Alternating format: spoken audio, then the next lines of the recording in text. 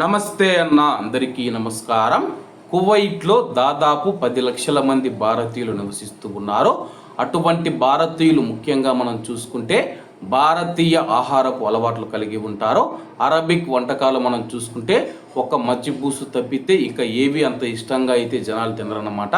దీంతో చాలామంది మనం చూసుకుంటే బయట ఇండియన్ రెస్టారెంట్లలో చూసుకుంటే డబ్బు ఎక్కువగా ఉంటుందని చెప్పేసి కువైట్లోని అపార్ట్మెంట్లలో కానీ లేకపోతే ఎక్కడైనా కైతాన్ కానీ జిలీ బాల్సువై కానీ అపార్ట్మెంట్లో కానీ లేకపోతే చిన్న చిన్న రూముల్లో మనం చూసుకుంటే లైసెన్సు లేకుండా హోటల్స్ అయితే బకాలాలు నడుపుతూ ఉన్నారు. అటువంటి వారికి కువైట్ ప్రభుత్వం హెచ్చరికలు జారీ చేసింది. కువైట్ అధికారులు కూడా తనిఖీలు నిర్వహిస్తూ ఉన్నారు. జిలీబ్ ఆల్ సువైక్ ప్రాంతంలో నిర్వహించిన తనిఖీలలో మనం చూసుకుంటే ఇటువంటి 40 హోటళ్లను మేము గుర్తించగలిగామని చెప్పేసి, ఇటువంటి వాటిని ఉపేక్షించేది లేదని చెప్పేసి, ఎందుకంటే కానీ కువైట్ ప్రభుత్వం నుంచి అనుమతి పొందిన హోటళ్ళు ఏవైతే ఉన్నాయో అవి మాత్రమే కువైట్లో హోటళ్ళు నడపడానికి అనుమతిస్తామని చెప్పేసి, మిగతావి ఏవి చూసుకున్నా సరే ప్రజల యొక్క ఆరోగ్యానికి హాని కలిగిస్తాయని చెప్పి అధికారులు తెలియజేస్తూ ఉన్నారు.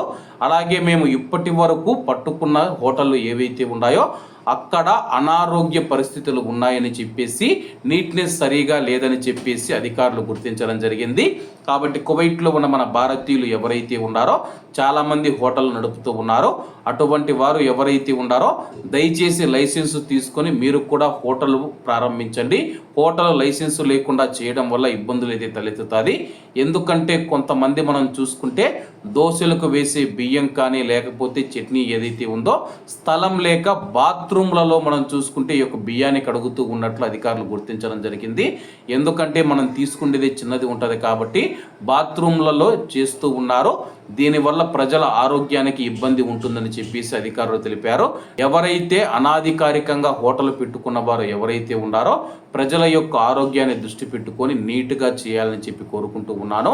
లైసెన్స్ లేకుండా కువైట్లో హోటల్ నడపడం కువైట్ చట్టాల ప్రకారం నేరం కాబట్టి మీరు హోటల్ నడకపోవడమే మంచిది.